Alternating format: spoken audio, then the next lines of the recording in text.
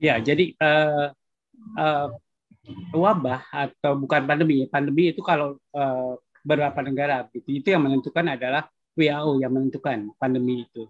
Tapi kalau wabah di suatu negara itu yang menentukan adalah presiden atau menteri kesehatan.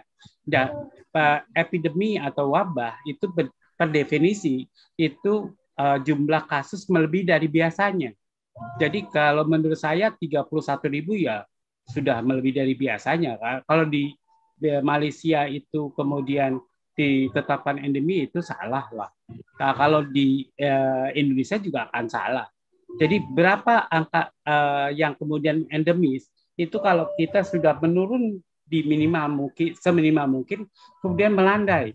Jadi melandai itu sebenarnya ya menurun ringan gitu, menurun pada titik minimal. Jadi kita belum sampai pada titik minimal. Jadi 31.000 itu belum titik minimal. Jadi belum bisa dikatakan itu adalah endemi. Jadi kalau menurut saya sakit tunggu turun sampai titik minimal, kemudian dia melandai, itulah endemi.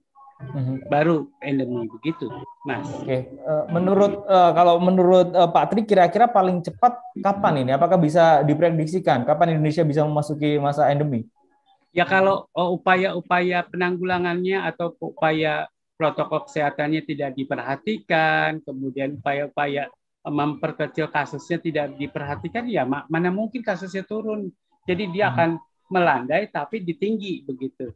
Jadi melandai di tengah ya. Jadi kan kasus kurva gelombang ketiga itu 67.000 dan kemudian sekarang turun 30.000 itu masih tengah begitu.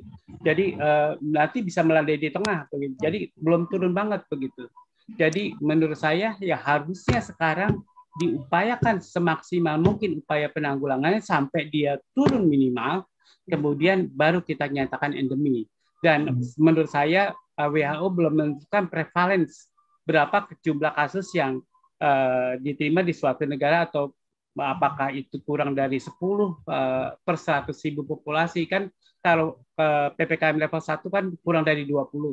Apakah kurang dari 10 per 100.000 populasi itu dianggap endemi? Ya silakan karena para ahli epidemiologi belum ketemu di Indonesia juga WHO belum menentukan batas jumlah kasus minimalnya begitu. Baik. Baik Pak Tri, ini kan ketika ini sudah diketuk aturannya, tidak ada lagi syarat tes COVID-19 untuk perjalanan dalam negeri. Lantas apa yang menjadi penyeimbangnya agar ini misalkan resiko pun tidak terlalu tinggi? Apa itu Pak Tri? Ya, jadi tadi Bu Mufidah menyebutkan kalau positivity rate kita masih di atas 5%. Itu kan berarti penularan masih tinggi. Dan setahu saya Omikron itu tidak tergantung pada imunitas vaksinasi. Cakupan vaksinasi berapapun, Omikron bisa menular. Jadi saya sudah di dosis ketiga, udah booster, anak-anak saya sudah booster, kebetulan anak saya kena.